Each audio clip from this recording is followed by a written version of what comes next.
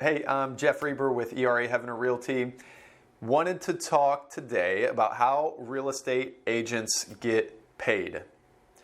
And so first off, the question is, who pays a real estate agent? Because I get that from time to time. Like, is it the buyer? Is it the seller? Is it, money falling from the sky? And the answer, 99% of the time, let's say, is the seller. And over a period of 12 years and 400 plus transactions as an agent and 1,000 transactions on the broker side or observing the agents in our office close deals, I can't remember once where the buyer paid a commission to the agent. Doesn't mean that it can't take place, but that just doesn't seem to be the custom in our Northeast Florida area. So, number one, sellers typically pay real estate agents, and there's two sides of a commission. There is the portion of the commission that goes to a seller or a listing agent rather for representing the seller, and then the other side, which is offered to a buyer's agent to attract all of the 8,500 real estate agents in the Northeast Florida community to bring their interested buyers to sell your house. Okay, the second thing that we're going to talk about is the Sherman Antitrust Act, which is intended to prevent, in real estate at least, price fixing, among other things. And what I mean by that is this: if I, real estate company A, go to real estate company B and try to make a deal to set or establish an average commission rate and maybe average term of listing or whatever else is part of this real estate transaction, that's a big no-no.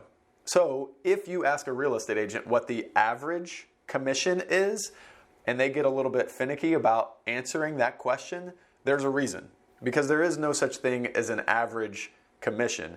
Commissions are set by the company, the brokerage, the broker. So if I say, Jeff with ERA Heaven Realty charges X amount for our services, that's okay. But if somebody asks, what are commissions in Jacksonville? And I say, they're X amount. Wrong answer, because there is no average commission. Commissions, among other things, in real estate are negotiable. So the third thing that I wanted to mention in regards to how real estate agents get paid is that commissions go, like we talked about, from sellers typically to real estate companies. So in this case, to ERA Heaven Realty.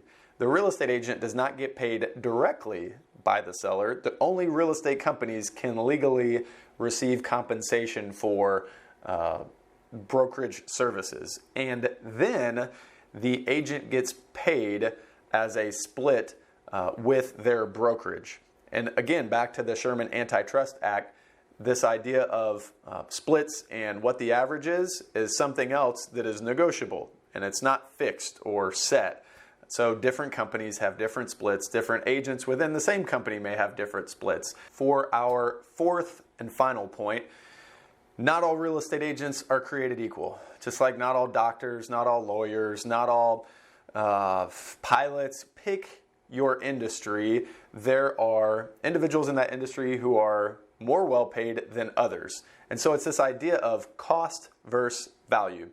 I actually did some Googling around this morning and found out that Gardner Minshew, the now hero of the Jaguars franchise, in only a few weeks of performance, is making about $700,000 this year, which, is a lot of money. And his quarterback rating at this moment that I'm Googling it and looking at it is 12th, right behind Tom Brady, but way ahead of Jared Goff for the Los Angeles Rams, who's making, if I'm not mistaken, $26 million in the 2019-2020 NFL season, and whose quarterback rating is 27th. So the Jaguars are paying Minshew for a 12th ranked quarterback rating performance so far this season. 37 times, I believe is the number. Yes, 37 times less than what the Los Angeles Rams are paying Jared Goff for a 27th ranked quarterback rating.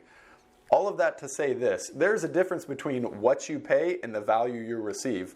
So don't think that just because an agent is cheaper that somehow is better for you. Maybe it is, but maybe it's not.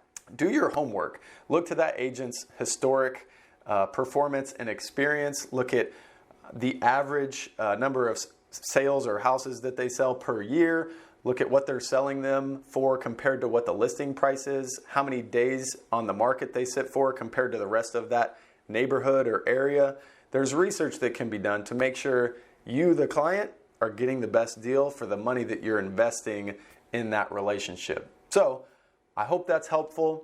If you have any questions about how real estate agents get paid or just real estate in general, I'm here and I'd love to hear from you. Phone number is 904-405-1995. You can email me, jeff@era.com. Have a great week, and we'll catch up soon.